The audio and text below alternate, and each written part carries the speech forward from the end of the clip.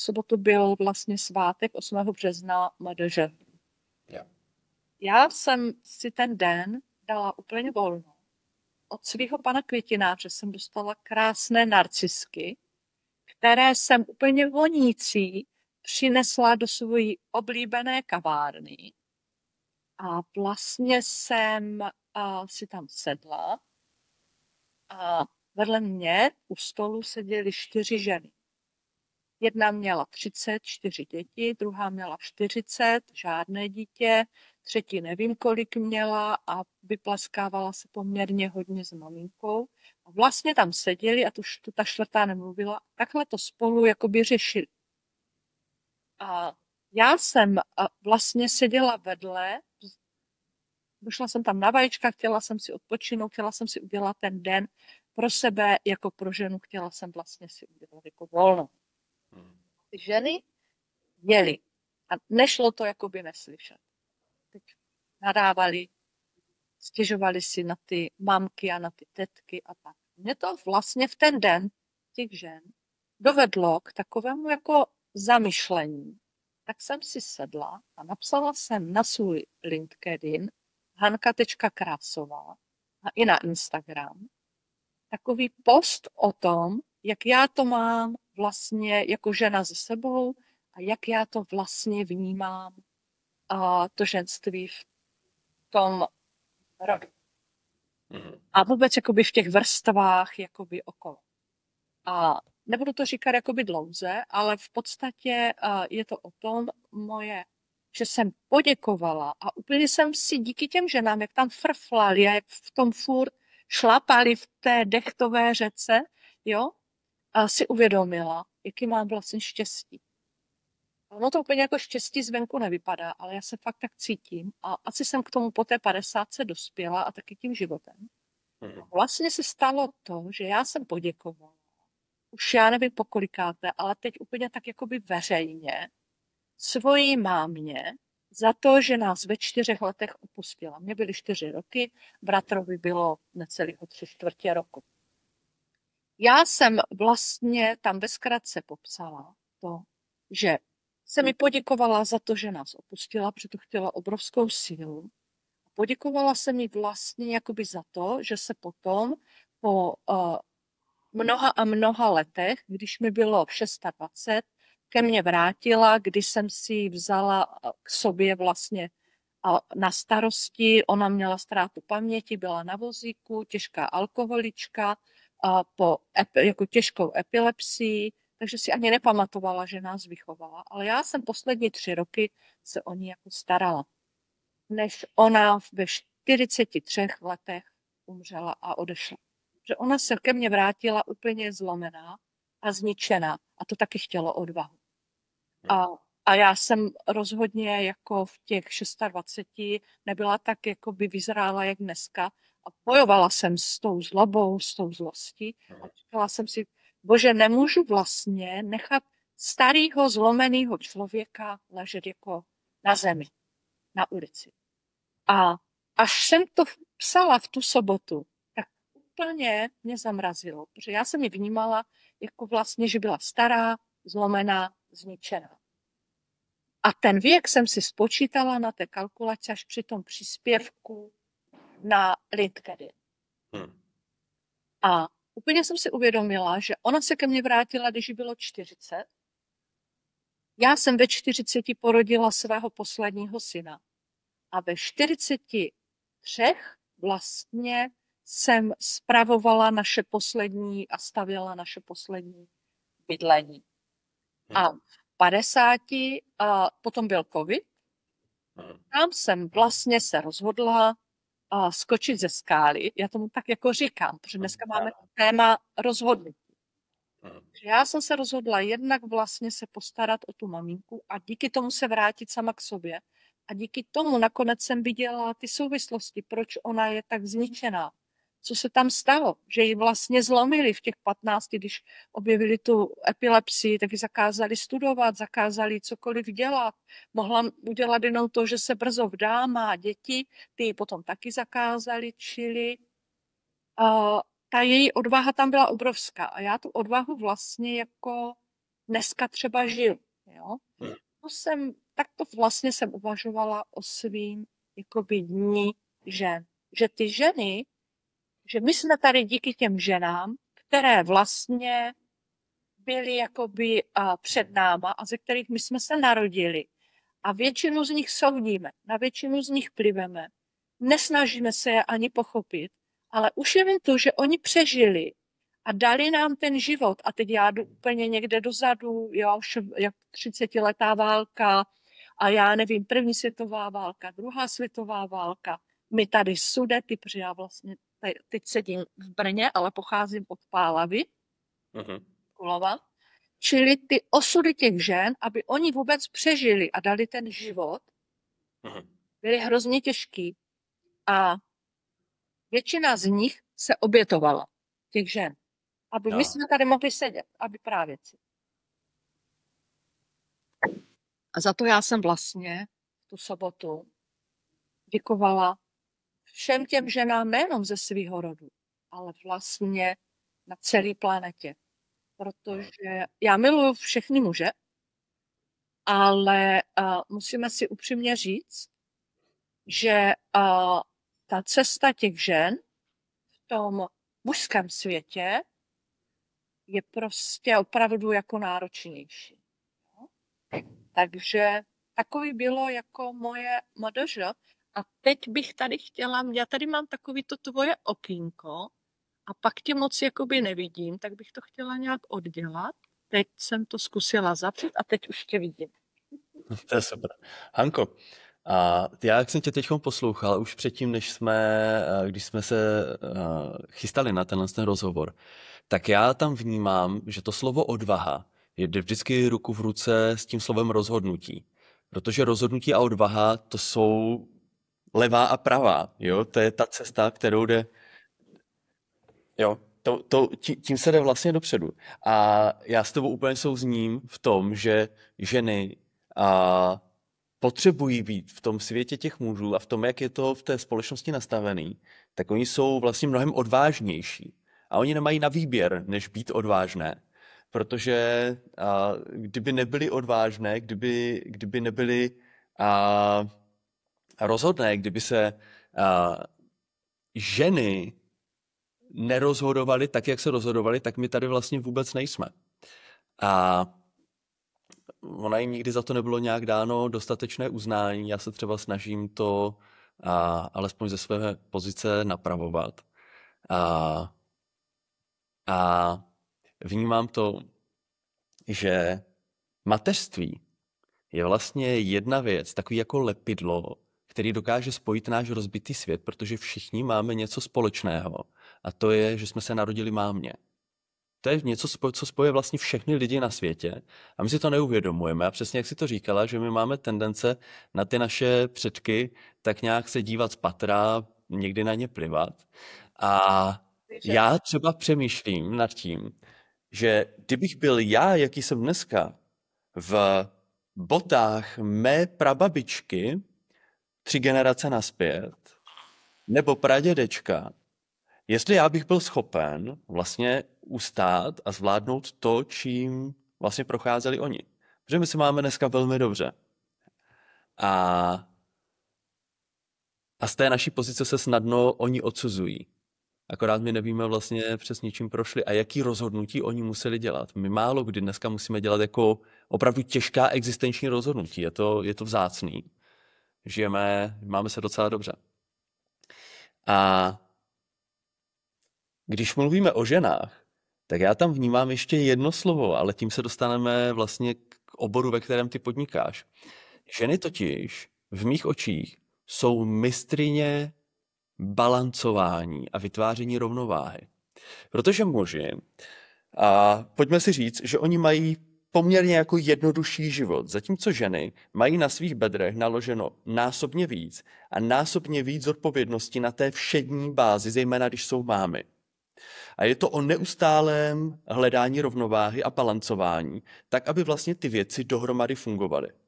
Jakmile třeba přijde pak víc dětí, tak už se vlastně všechna ta kombinatorika těch vztahů zesložiťuje A ta žena potřebuje být neustále v pozoru a neustále sledovat, kam se vlastně ten bod té rovnováhy, toho balancu posouvá. Protože moje představa je taková, že rovnováha není statický bod, on je dynamický. Ona se posouvá podle toho, jak se vyvíjí náš život. A rovnováha a vlastně balans je velký téma pro tebe a ty ho vidíš s velikánským přesahem. A já bych se chtěl zeptat, protože ty máš firmu, která se jmenuje Bala21, vychází to z Balance a vlastně přišla si s rozhodnutím ji založit, pokud si dobře pamatuju, na Silvestra 2021. A moje otázka je, jak jsi k tomuhle rozhodnutí vlastně dospěla s tím vším, co jsi za svůj život prožila, s tím, že jsi měla malé děti, s veškerými těmi souvislostmi se najednou dospěla k rozhodnutí, že založíš firmu, která se věnuje rovnováze a konkrétně rovnováze mikrobiomu. Tak balans, že jo. Já bych zkusila malinko jenom vybalancovat to, co jsi vlastně řekl ty. Já miluji všechny muže a úplně bych neřekla, že je víc té odpovědnosti jenom na těch ženách, protože známe jakoby obráceně to, že ta žena vlastně úplně uhne a ten chlap to celý jakoby nese, ale rozhodně ty poměry jsou trošku jiný, jo. Jenom aby jsme nekřivdili těm chlapům, který prostě to nesou, jo. Protože i tady takový jsou a to je super. Já osobně bych se nechtěla narodit do života svý praprababičky, protože jestli měla tu moji duši a měla tu živost, jakou mám já vlastně, a takový ty řeči oslýchávám od malá, že jsem neřízená střela, všechno dělám prostě jinak, abych byla chvilku normální. Jo, to si pamatuju v té první třídě, kdy ta paní učitelka Eleonora se jmenovala a hrozně na nás jako ječela v té komunistické škole a takový děcko jako já jsem musela mě zdát ještě další 20 roků. A ona na mě ječela, abych byla aspoň chvilku normální. A já si pamatuju, jak jsem byla malička, jsem měla 1,20 m, 19 kilo, chtěl mě furt poslat do ozdravovny a vlastně jsem stála a ptám se jí, ať mi definuje pojem normální. A dneška si pamatuju, jak ona ječela, že nemám používat výrazy jako definovat a pojem. A čili ta moje praprababička, to museli se úplně obětovat, sebe zapřít a vlastně byli jsme jako statkářský rody, čili ještě dřeli jako koně a já, když tam vlastně přecházím, tak se uvědomuji, jak já teď onikám. A to je fakt zajímavý. Jo. Mně to jako došlo, že vlastně říkám prababička dřeli jako koně, to je fakt zajímavý. Takže velmi děkuju za to, že můžu žít tady v té době. Já pořád říkám, že kdo se narodil do Česka, se narodil za odměnu. A my jsme se narodili do doby úplného komfortu. Všichni nadávají, vymýšlí nesmysle, ale jako já jsem dneska ráno, fakt, a vrátím se potom k tomu, proč jsem skočila do té skály, ale dneska ráno jsem si říkala, že ten náš startup fakt teď máme jako těžký, protože rosteme rychle. Všichni z toho mají radost, já taky. Ale já musím činit ještě ty rozhodnutí, co zaplatím, co vyrobím, jestli pozdržím výrobu, aby jsme na to naskládali třeba z tržeb. Zatím jsem to financovala ze svého a není to úplně, jako je to v řádech milionů, že jo? Protože a vlastně dneska ráno jsem stála a říkala jsem si, ty Hanko, když je to super, staneš a máš zatopený, máš teplo. Nebo já si pamatuju, že my jsme topili v těch Petrách v každé místnosti. Oblikali jsme se ráno pod peřinou, však byla kosa. A nemusíš umývat nádobí a hádat se s bráchou, který nechtěl utírat, takže jsme pak ještě musela utřít, když jsem přišla ze školy. Jo? A běda, jak to nebylo. A máme myčku. Nemusím žehlit, protože mám sušičku. Vlastně se máme v úplném komfortu a ten komfort má vlastně to plusko, že my můžeme na sobě pracovat A můžeme sbírat ty informace tam venku, protože ještě jsou ty informace, které, tu knížku vlastně, kterou propaguješ, že jo? Tam je spousta krásných informací, díky kterým ty můžeš růst a to, co nenachytal jsi jako otisky a vzorce ve své rodině, můžeš Ano. vlastně dostat jakoby z jiných zdrojů, z jiných informačních kanálů. A to je jedno, jestli my tady sedíme a někdo nás poslouchá, nebo si přečteš knížku, nebo ti babka ve frontě něco řekne, co tě fakt jako probudí a řekneš si, tak to jako jsem šla do toho DMK si jenom proto a už nemusím nakupovat, jo? A vlastně my si toho vůbec jako neceníme a to je vlastně ta druhá strana nůže v komfort, kdy je spousta jako dneska, jakože, nedělej to prosím, já potřebuji mluvit, kolega můj, dej si naše pití, ale potřebuju teď klid, přišel Dobře. kolega a potřebuju prostě a natáčí se to, takže kdybys byl tak hodnej, děkuju. Já mám 5 kolegů v práci borců. A to jsem taky neplánovala, ale teď mě jakoby přerušil. Jo. A druhá ta strana je toho komfortu, že je spousta lidí nemocných, ale mně to přijde úplně děsivý. Jsou třicátníci, kteří už vlastně dneska to berou, že ve 30 už jakoby stárnou a už se jim to tělo sype a tak podobně.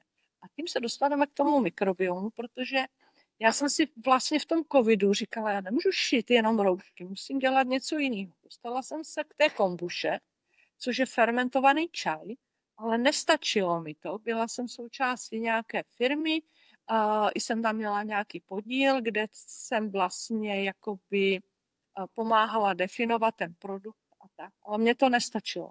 Já jsem prostě věděla, že ty probiotika můžem dělat v různých formách, tak, aby je do sebe vlastně dostal každý tou formou, která je mu milá.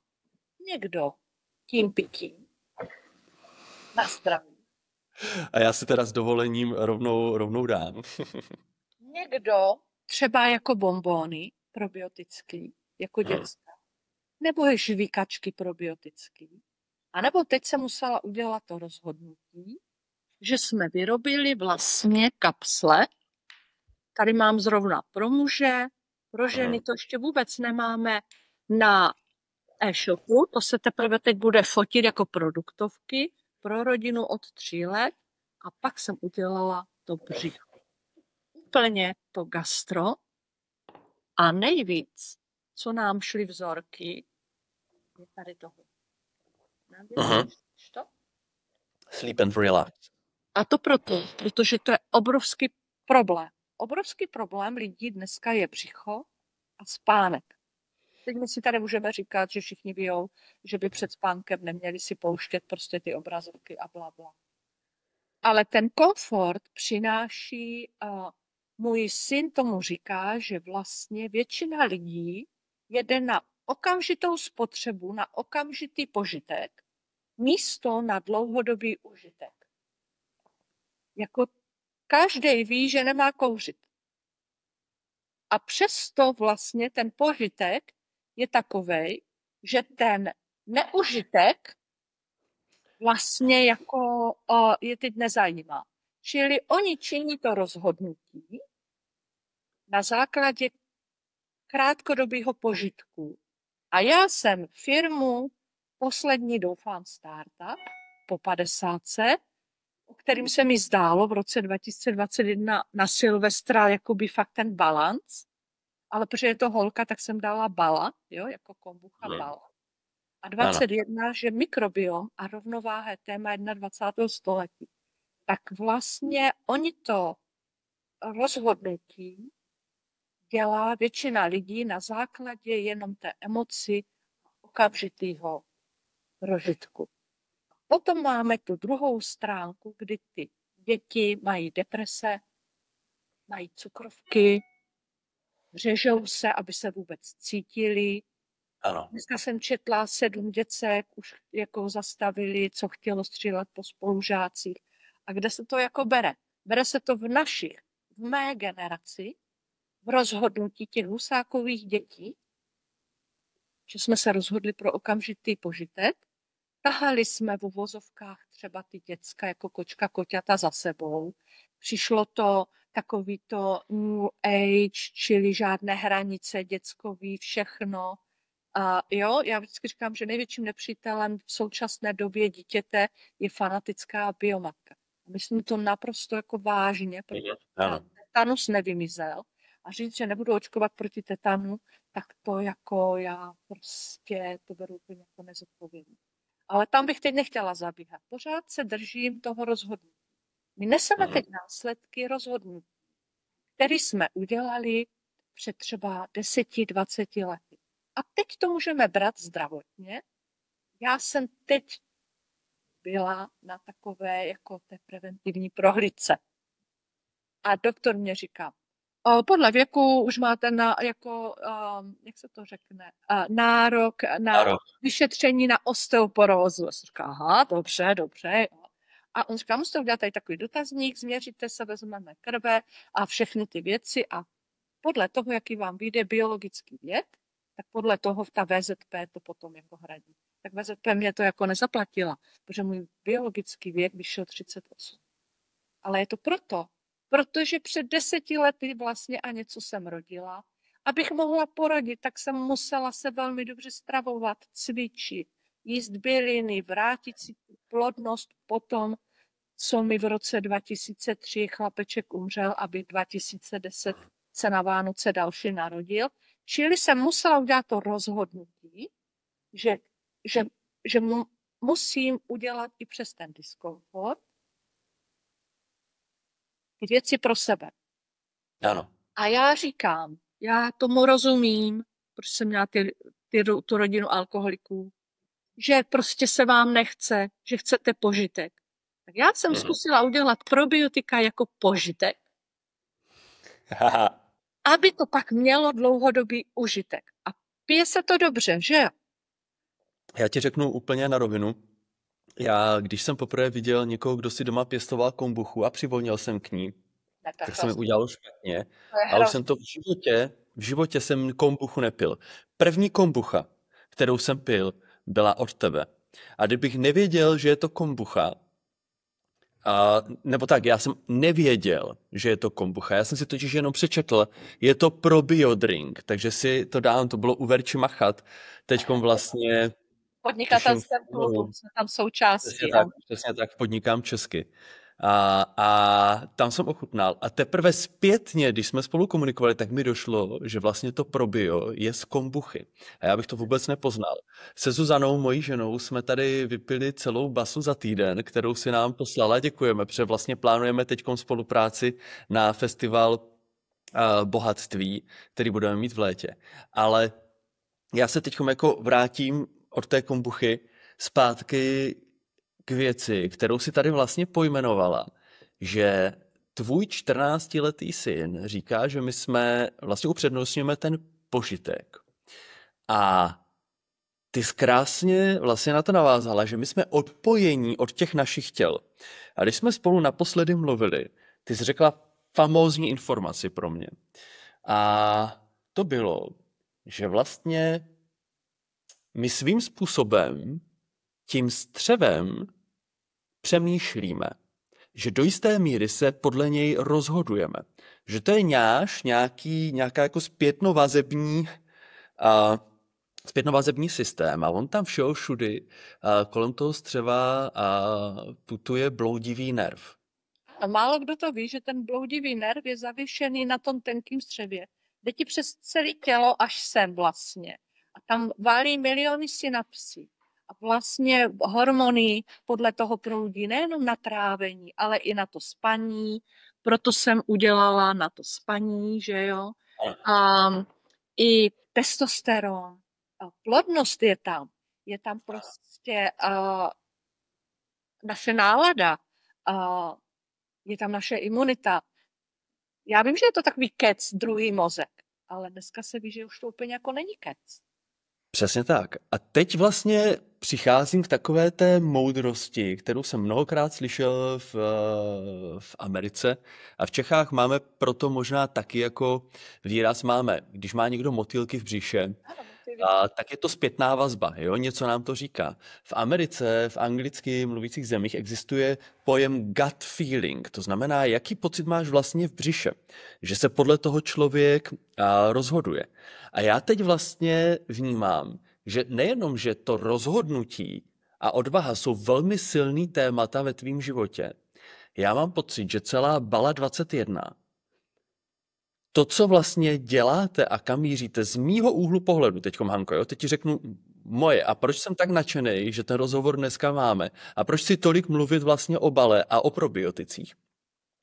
Vy v podstatě těmi probiotiky pomáháte lidem dát si do pořádku rozhodovací soustavu vnitřní. Protože jsem přesvědčený, že člověk, který má dobře poskládanou mikrofloru vlastně v břiše, má lepší zpětný vazby a může líp cítit vlastně svoje tělo. Já když to vezmu, většina lidí se cpe lepkem, lepek nás odpojuje od těla. Cukrem, ten nám kompletně přepisuje. Díky cukru nejsme schopni vnímat, protože nám to úplně jako přehodí do jiné normy. Hladinu cukru, glukózy, rozkýve nás to, takže to taky není. Hodně lidí solí, jo, sůl má taky nějaký... chuťový buňky v puse, že? Přesně tak. Přesně tak. A tyhle všechny látky nás odpojují od těla a tím pádem nám znemožňují se dobře rozhodovat a my jdeme pouze pak tou cestou toho požitku. Protože my ztrácíme schopnost vnímat, jak ten požitek, který přijímáme, je vlastně pro nás škodlivý, protože my jsme to tělo umlčeli. A ty vlastně pomáháš lidem, aby s tím tělem začali znovu komunikovat. Ano, je to taková jakoby zastavení té destrukce, kdy říkám, to, co pro sebe děláte teď, sklidníte za těch 10 let. Tak pojďte to dělat formou, která je vám příjemná, která vám chutná. Proto my máme, jako budujeme celou tu řadu těch probiotických vlastně produktů, protože my to máme na bázi kombuchy a ještě tam přisypáváme 4 kmeny probiotik, který máme z Francie a který máme i pro děti a pro těhotný, protože jak ta mama osadí probioticky to děcko, tak to děcko má tu imunitu. Takže my jsme jako jediná kombucha, která má vlastně tady doplněk stravy. A můžou jít i ty těhotný a i ty děcka. Proto jsem to dělala.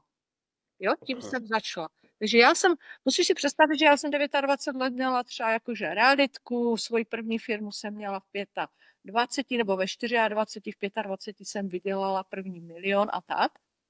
12 let jsem dělala mentoring fakt takovým těm, který vyhořeli, stály na nich firmy a tak. A žila jsem si úplně v pohodičce. Pak jsem prostě skočila z té skály a to bylo rozhodnutí, kdy přijdeš do určitého věku a fakt si myslím, že u mě to bylo i tím věkem.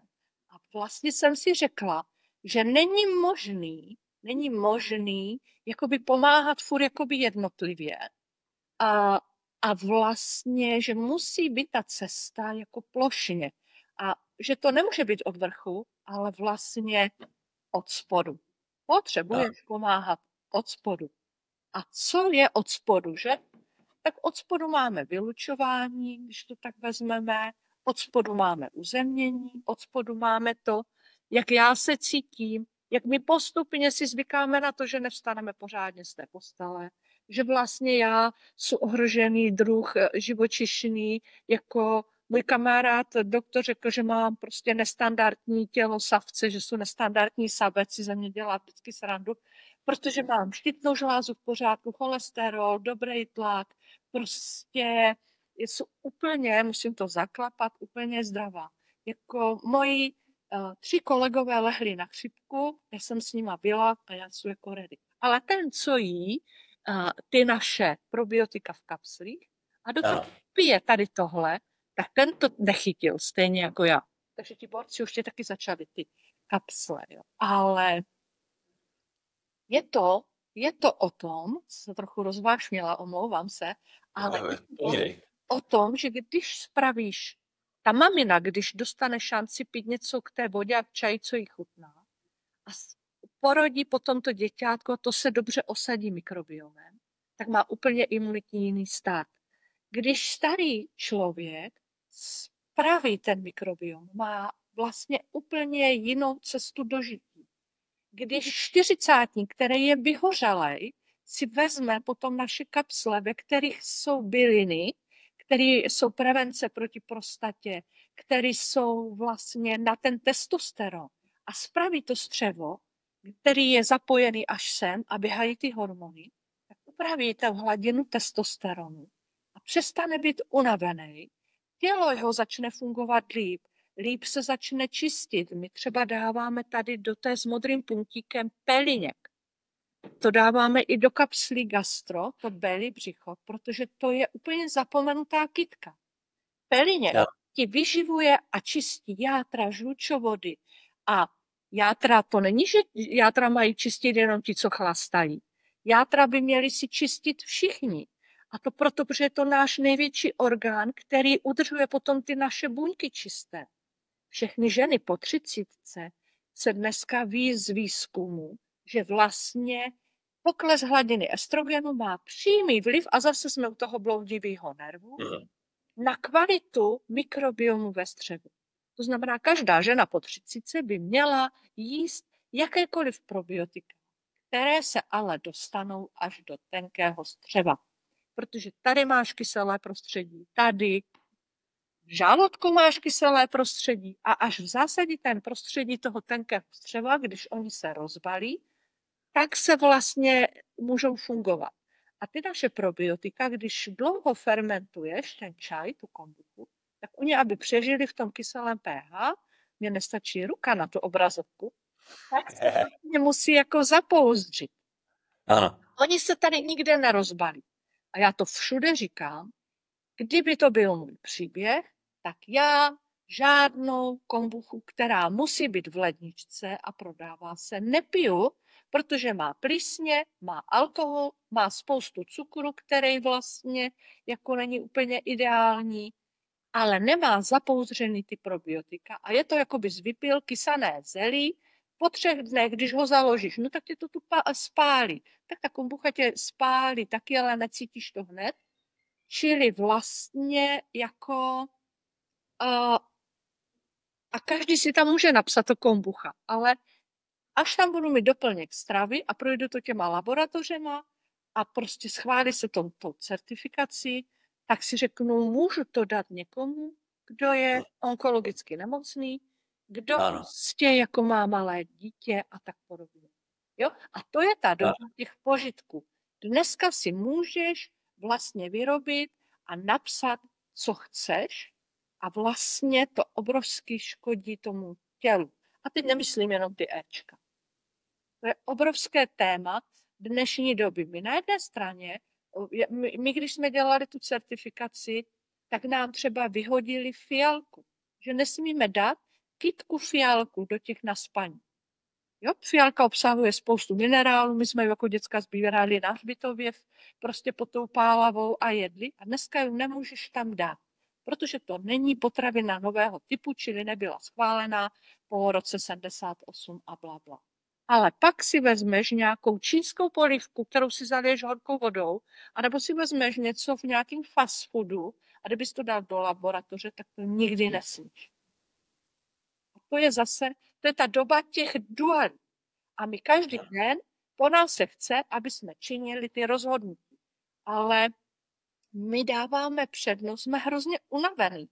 A protože je moc těch věcí, žena musí zvládnout 10 rolí, borec musí zvládnout 10 rolí, my jsme hrozně unavení a zahlcení, protože pak si sedneme doma a nemáme ticho. A aby jsme náhodou neměli ticho, tak si pustíme nějakou reklamu. V televizi si dneska nepustíš nic, protože něco jde a už jedou ty reklamy, jo, na brufen, protože je to rychlý. Kdežto, když spravuješ mikrobiom, tak to trvá vlastně všecko, kdo je nemocný několik let, kolik let si nemocný, tolik měsíců musíš spravovat tělo. To To se říkalo za nás, když jsme byli malí. A vlastně, ale my ten mikrobiom, když to pijou, jak se třeba cítil, když jste vypili těch 12 lahviček celou tu bedinku? Cítil jsi třeba lepší spaní, nebo cítil se líp, jakoby, ať už v tom přijímání nebo vylučování? Zaznamenal jsi něco? Já to u sebe vnímám. A to vlastně navážu na to, co jsem říkal před chvílí. Já mám pocit, že víc vnímám sebe. Jako můj spánkový režim je, jaký je. Já stávám mezi 2:30 a 3:30 ráno a spím prostě 3 spánkové cykly, ideálně 3 90-minutové cykly, takže 4,5 hodiny. To je moje optimum, jo? S tím mi je nejlíp dobře a pak jsem nejvíc produktivní. Ale já to na sobě poznávám opravdu jako na tom vnitřním pocitu nějaké zpětné vazby, kterou dostávám od těla. A já díky mé ženě Zuzce se stravuju, si myslím, velmi dobře.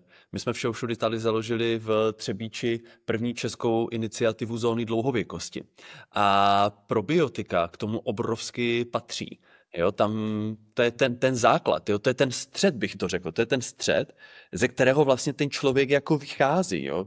Ten náš rovnovážný vlastně bod, že bys hledala, kde je v těle těžiště fyzikálně. Že... Přesně tak, jo. Takže to všechno tak na sebe krásně nasedá. A já jsem to teda, Hanko, na sobě poznal tou zpětnou vazbou od těla, kdy mě je jako nějak najednou ještě víc líp ve mně. Že tam je ten vnitřní balans, vnitřní pH, vnitřní rovnováha a to tělo pak daleko líp vyrábí energii, daleko líp vlastně reaguje na stresy třeba, na ty tlaky venku a daleko vlastně ta únava pak mizí, taková ta tíha v hlavě, jak se všichni dají to kafe, to je pík 10 minut nahoru, pak dolů a odvodní tě to. A my máme třeba yerbu mate, která je pík nahoru, silný antioxidant a drží tě 4 hodiny. Jo? Takže první, co začnou vnímat, je vlastně, že si vůbec uvědomují, že mají nějakou tíhu v hlavě. Tady je ten bloudivý nerv, že? Jo? Takže jakože je to super, že u člověka, který vlastně je vybalancovaný, stejně jsi to cítil. Ano. A už máme 37 minut, že? Jako krásný máme. závěr, jako. Jestli ještě máš chviličku, tak já ještě mám vlastně něco, čím bych chtěl to završit, to téma. Protože ono se nám teď protkává celým tím vyprávěním, to téma toho rozhodnutí. A Napoleon Hill, protože já tady všude mám vždycky po ruce. Ne, je to super knížka. To je pro ty inspirace. Ano.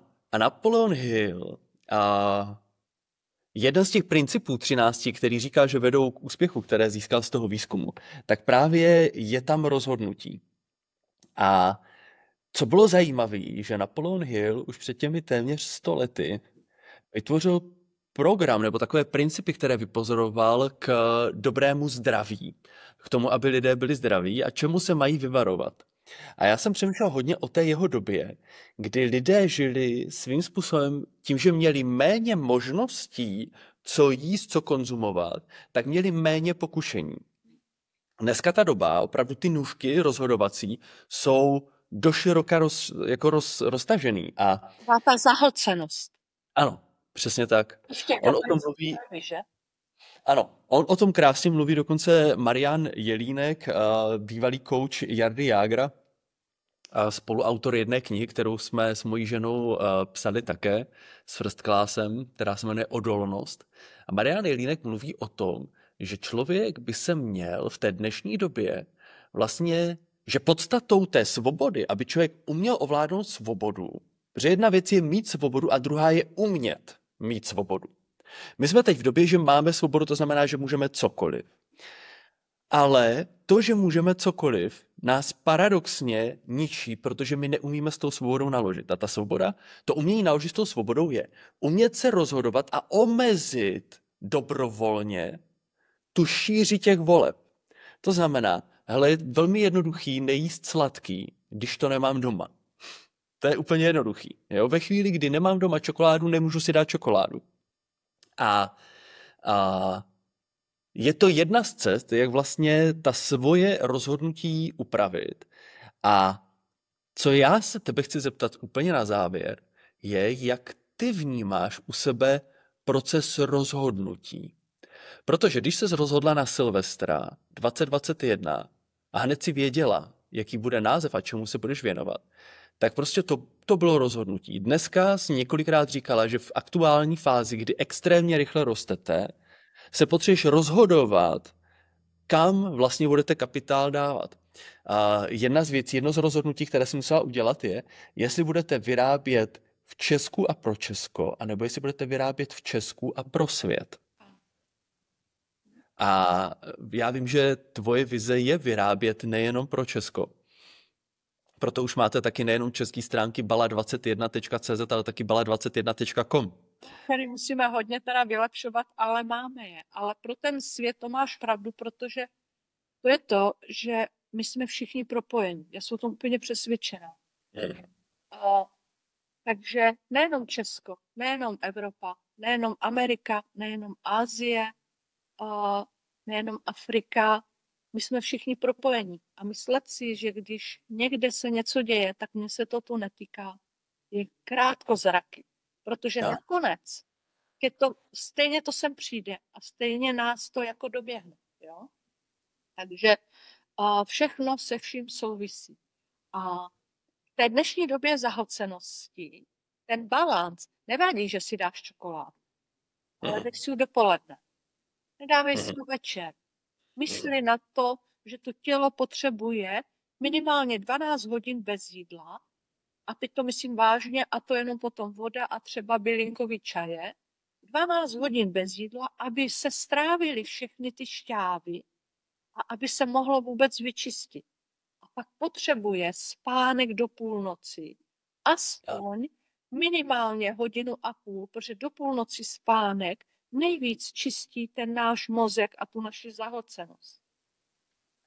To jsou ty rovnováhy. Takže já miluju sachr.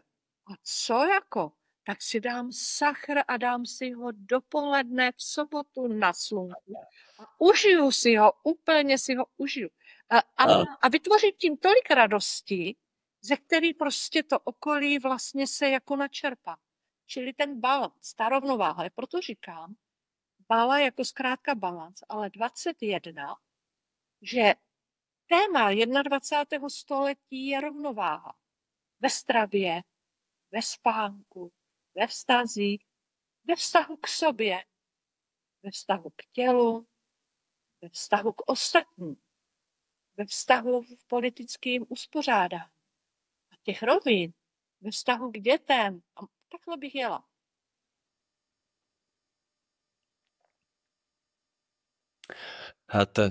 To je nádherný.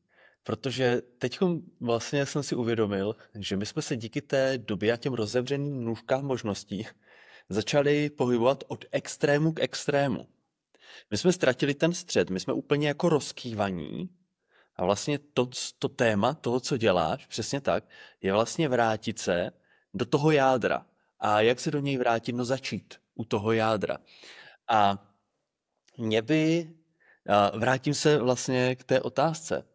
Jak ty u sebe, Hanko, vnímáš proces rozhodování? Představ si, když máš se rozhodnout mezi něčím a něčím, nebo ti přijde nějaký impuls, že máš něco dělat, a teď ti přišel před nějakým časem impuls, díky kterému se rozhodla, že budete vyrábět i kapsle. Zkus se vrátit jenom jako do toho okamžiku, kdy děláš rozhodnutí, najednou přichází něco. Jak to u sebe vnímáš? Vnímáš to na bázi mysli, na bázi těla? Jak vlastně ta pointa, jak to rozhodnutí vlastně prožíváš? Jen to je hrkli slzy. Jedna fáze toho rozhodnutí je, kdy já to prostě cítím. Musím se stoupnout, takhle to cítím. Kdy to tam úplně začne, jo, jako by drkotat. Já nevím, jak to mám vysvětlit, jo. A začnu být neposedná. Přesně, teď jsou přesně v tom, jo. A pak, tak to mám tady. A teď tady mám mozek. A mozek říká, Hanko, rosteme rychle. To znamená, musíš víc financovat výroby, jo. banky se chovají jako deštník po dešti, žádný peníze ti nedají, když je potřebuješ, jo. Když chceš vyrobit plechovky, máme na skladě za 2 miliony zboží, protože v malém množství kvalitní produkt ti nevyrobí. Linka se nerozjede pod 150 000 kusů. A teď vyprodali jsme pomerančovou pro děcka, musíme vyrobit. Ale ekonomicky dobrá marže víc než z nápojů je z těch kapslí.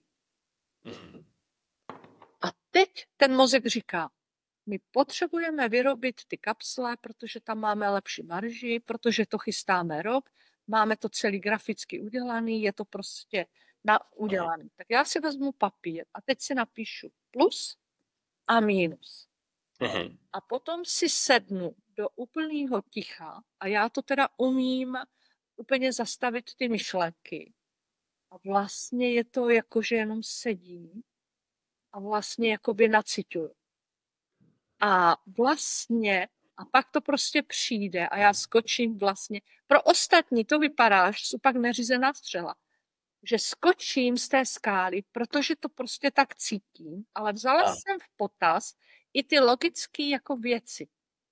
A my jsme je vyrobili a já jsem za jeden den, kdy jsem prostě řekla, už jsem je vyrobila. Ještě na ně nemám krabičku na ty holky.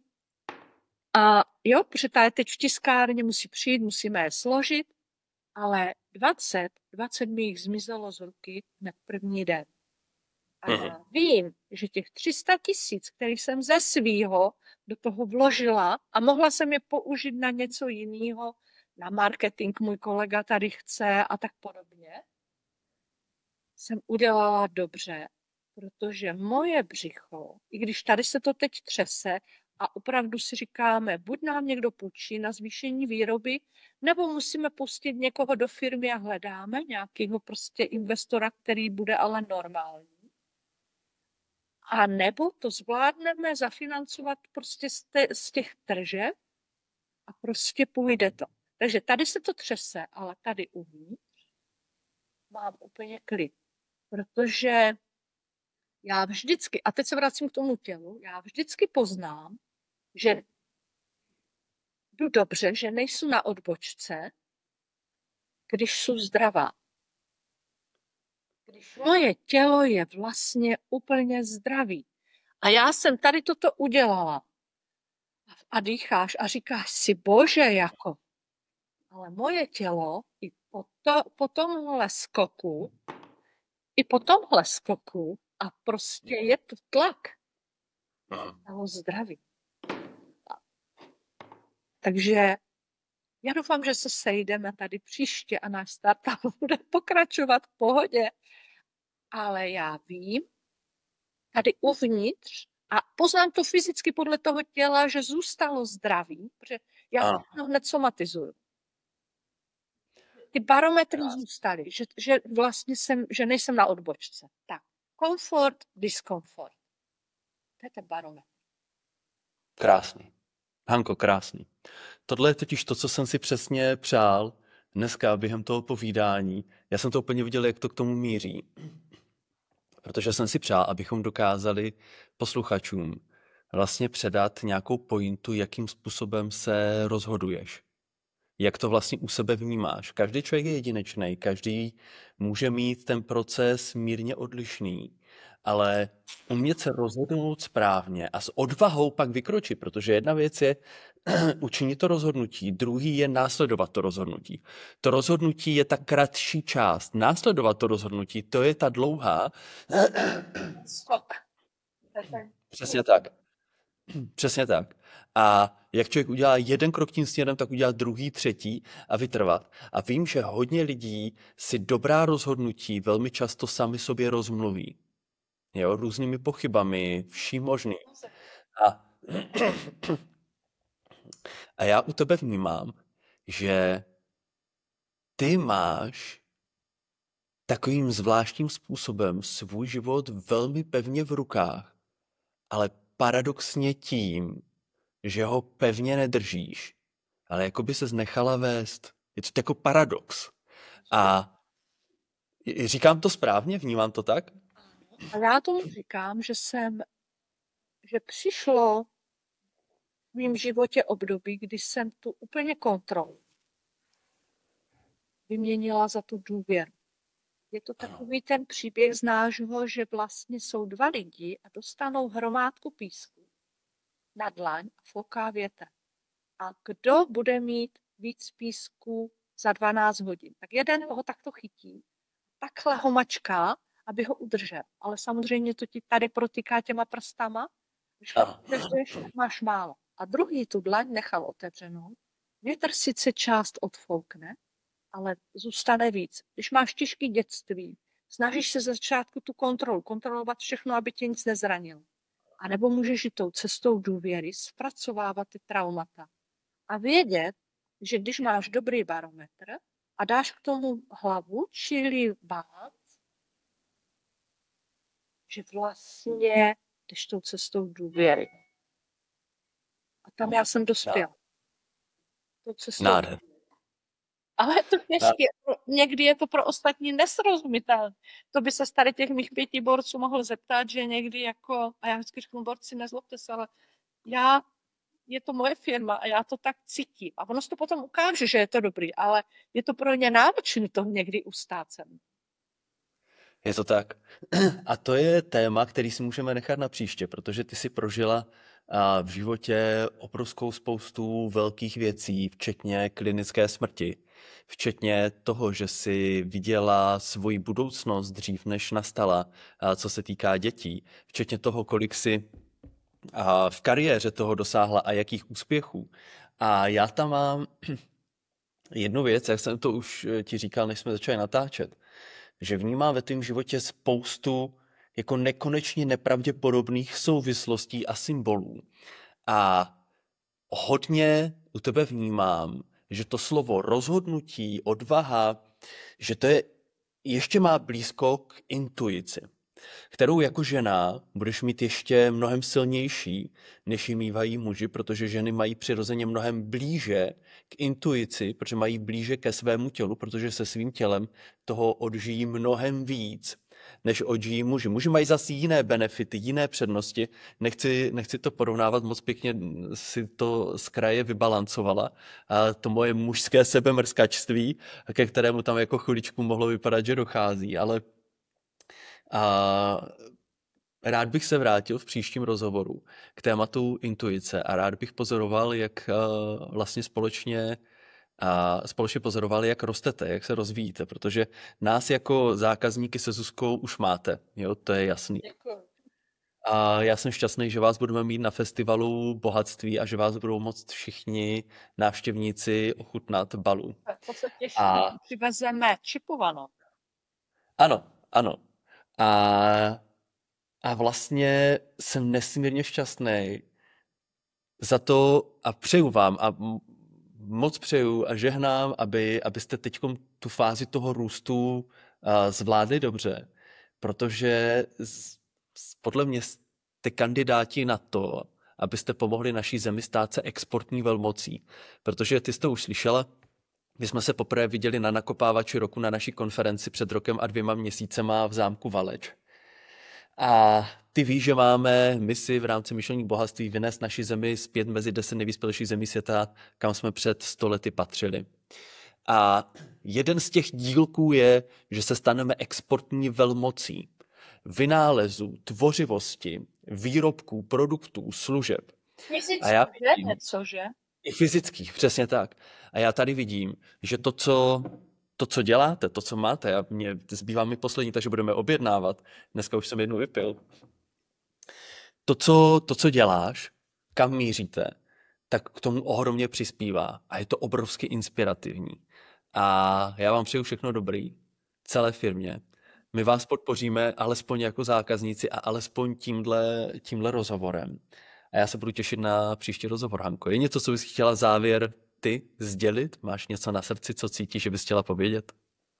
Těším se na tvoji objednávku. Děkuji velmi za tento otevřený rozhovor, protože být otevřený a nestrojený je prostě obrovská úleva. A jo, jakože opravdu je to jako super, že i tohle konečně může. Ano. No to můžem a to je prostě super. Děkuju Krásně. a když se podívá někdo na naše stránky a zachutnáme, tak budeme jako rádi, že se vydal tou cestou spravovat sám sebe. Je to tak. Za to www.bala21.cz. Já ti taky děkuju, že jsi tady byla. Přeju ti krásný den. Ahoj. vám taky, ať se daří i všem, kdo nás viděli a pozdravuj domů. Budu. Měj se hezky, ahoj.